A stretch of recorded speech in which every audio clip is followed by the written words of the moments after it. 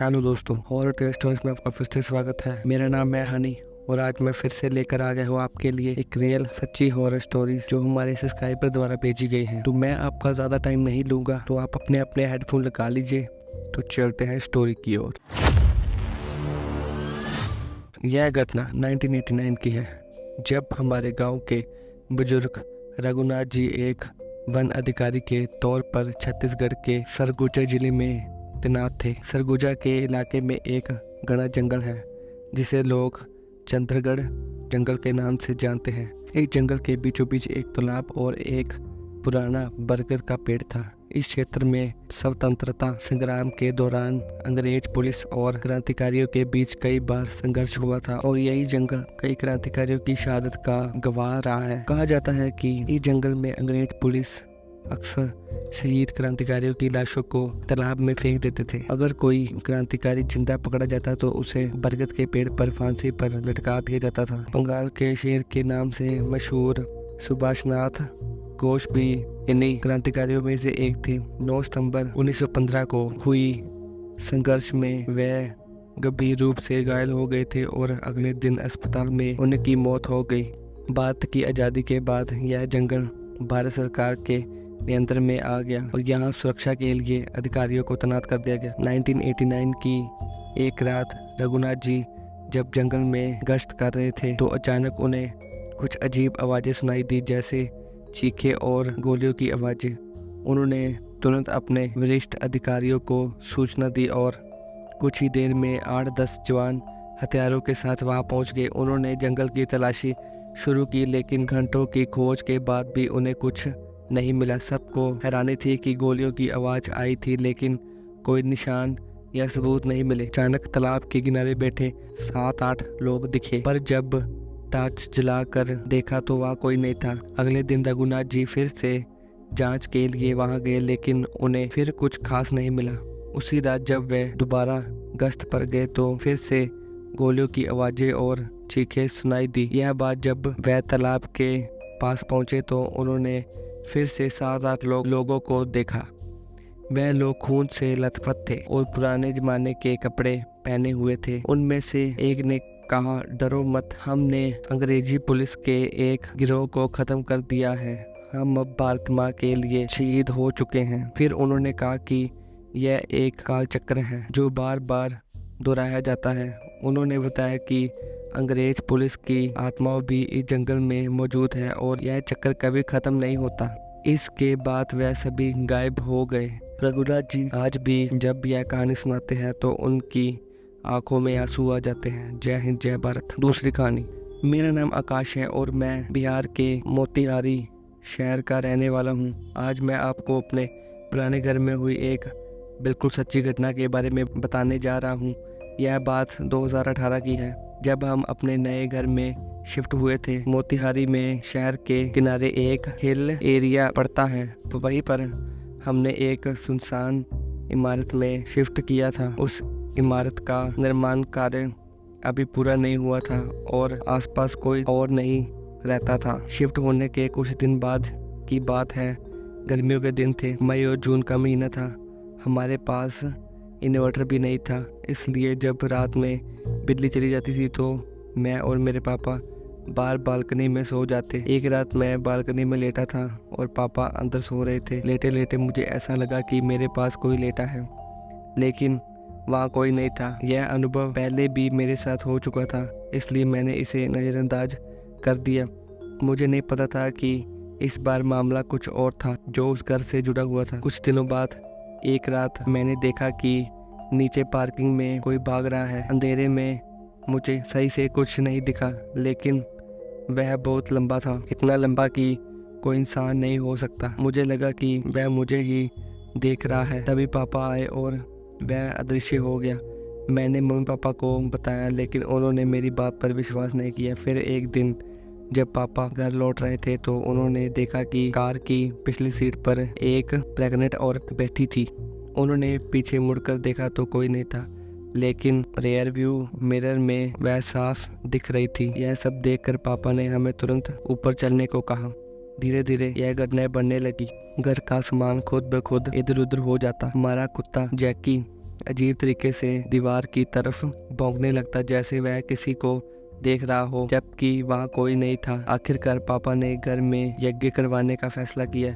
यज्ञ के दौरान पंडित जी ने बताया कि इस घर में सिर्फ एक नहीं बल्कि कुछ बुरी शक्तियाँ मौजूद हैं। उन्होंने कहा कि यह जगह श्रापित है।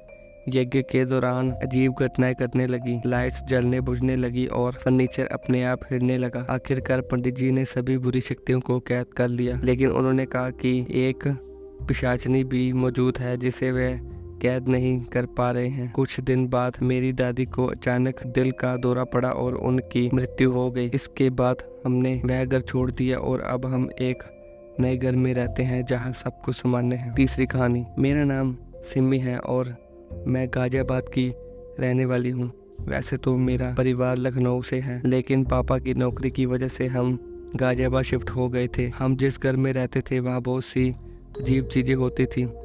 2019 की सर्दियों की बात है। मैं अपने कमरे में कंबल ओढ़कर सो रही थी। सुबह के 10 बजे थे जब मैंने फ़ोन में टाइम देखा और सोचा कि 20 मिनट और सो जाती हूँ। तभी मुझे ऐसा महसूस हुआ कि कोई मेरे पैरों की तरफ चल रहा है, जबकि कमरे में कोई और नहीं था। मैंने सोचा कि यह मेरा वहम होगा, लेकिन तभी किसी ने मेरा कंबल खींचना शुरू किया।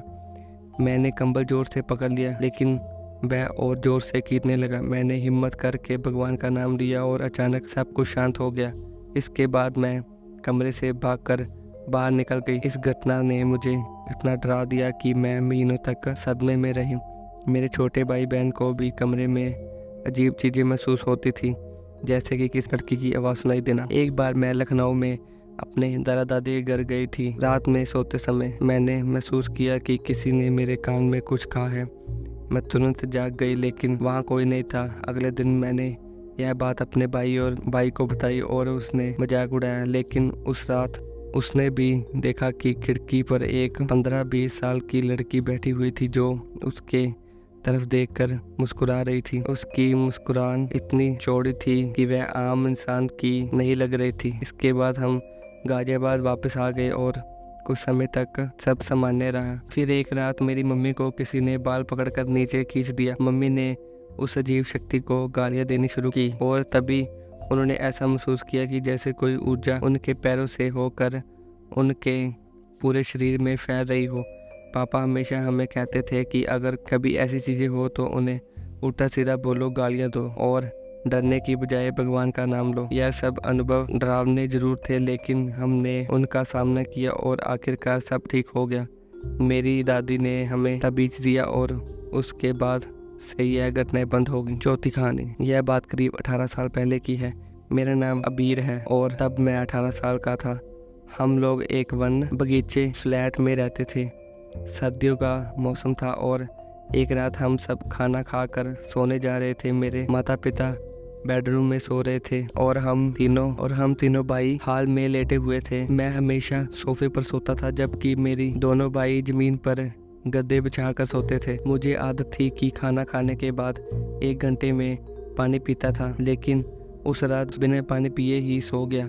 फिर रात के करीब 2 बजे अचानक मेरे कान में एक आवाज़ आई, जैसे कोई मेरे कान में मेरा नाम ले रहा हो। मैंने घड़ी देखी, ठीक 2 बजे थे। मैं उठकर बैठ गया और पानी पीने के लिए किचन में गया, लेकिन किचन में मटका देखकर भी मैंने पानी नहीं पिया। जब मैं हाल में लौटा तो देखा कि सोफे पर कोई और लेटा हुआ था। हाल की लाइट बंद थी, इसलिए साफ नहीं दिख रहा था, लेकिन मुझे लग रहा था कि कोई वहाँ है। मैंने नीचे देखा, मेरे दोनों भाई अपने जगह पर सो रहे थे। मुझे लगा शायद मम्मी होगी, जो अक्सर काम के सिलसिले में मुंबई आते थे, लेकिन जब मैंने पास जाकर देखा तो देखा कि सोफे पर मैं ही लेटा हुआ था। मुझे अपनी आंखों पर विश्वास नहीं हो रहा था। डर के मारे मेरी आवाज़ भी नहीं निकली। किसी तरह मैंने खुद को संभाला और उसी सोफे पर लेट गया। आंख बंद करते ही फिर मेरी आंख खुली और देखा कि घड़ी में अभी भी दो ही बजे थे। उस रात मुझे कुछ समझ नहीं आया कि यह सब क्या था। कुछ समय बाद मैंने अपने गांव में भी कुछ अजीब अनुभव किया। मेरा गांव निवाली नामक एक छोटा सा गांव है जो सरसों के पास स्थित है। बचपन में हम गांव की पानी की टंकी के पास खेला करते थे, लेकिन जब मैं 8 साल का था उस टंकी से एक औरत ने अपनी बेटी के साथ कूद कर आत्महत्या कर ली थी। उसके बाद से हमें वहाँ जाने से मना किया गया, पर हम दोस्त चोरी छिपे वहाँ खेलते रहे। एक रात करीब 2 बजे मुझे ऐसा लगा कि जैसे कोई औरत मेरा नाम पुकार रही हो। जब मैंने ध्यान से सुना तो वह आवाज़ उसी टैंकी की दिशा से आ रही थी। मैं धीरे धीरे वहाँ गया और देखा कि वही औरत जिसने आत्महत्या की थी अपनी बेटी के साथ खेल रही थी। उसकी आंखें लाल थी और कपड़े खून से सने थे। यह देखकर मैं बहुत डर गया, लेकिन हिल भी नहीं पा रहा था। तभी वह औरत मेरी तरफ पलटी और मुझ पर झपट पड़ी। अगले ही पल मेरी आंखों के सामने अंधेरा छा गया। जब होश आया तो मैं अपने घर पर था और परिवार के लोग मेरे चारों ओर खड़े थे। कुछ समय बाद मेरी नानी के साथ भी एक अजीब घटना हुई। मेरी नानी राजस्थान के पासपुर गांव में रहती थी। जब मेरे मामा की शादी हुई, हम सब वहां गए थे। शादी के दिन सब कुछ सामान्य था, लेकिन रात में नानी अजीब हरकतें करने लगी। उनके हाथ पैर मुड़ने लगे और वह बेहोश हो गई। डॉक्टरों से भी कोई फायदा नहीं हुआ।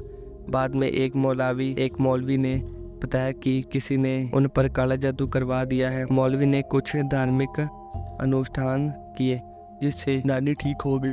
यह सब होते होते मेरी अपनी एक घटना भी है। एक बार मैं अपने मामा के साथ गांव में करीब 7 किलोमीटर दूर एक रिपेयरिंग सेंटर गया था। वहां से लौटते वक्त रात हो गई थी। रास्ते में एक बड़ा बरगद का पेड़ था। जैसे ही हम उसके पास पहुंचे, मैंने देखा कि एक कुत्ते जैसा कुछ हमारे पीछे पीछे आ रहा था। मेरे मामा ने उसे देखा और चुपचाप साइकिल चलाने लगा, पर मेरे बड़े भाई को भी वह नजर आ गया। उन्होंने मुझे गालियां देने को कहा और मैंने भी वैसा ही किया। कुछ देर बाद वह चीज जंगल की तरफ चली गई। मामा ने बताया कि वह कोई छलावा था। 5वीं कहानी। मेरा नाम नीरज है और मैं देहरादून में रहता हूँ। यह घटना तब की है जब मैं गर्मियों की छुट्टियों में अपने गाँव चमोली गया था। एक शाम मैंने देखा कि मेरे ताऊजी के पीछे एक अजीब प्राणी चल रहा था। उसके सर पर सींग थे और शरीर की खाल उधड़ी हुई थी। उसे देखते ही मैं बेहोश हो गया। मुझे नहीं पता वह क्या था, लेकिन वह दृश्य आज भी मेरी आंखों के सामने ताजा है। तो दोस्तों, ये थी हमारी सच्ची रियल हॉरर स्टोरीज। तो आप हमारी वीडियो को लाइक, कमेंट, शेयर जरूर करें। इससे हमको मोटिवेशन मिलती है और नई नई कहानियाँ लाने का जुनून मिलता है। तो धन्यवाद।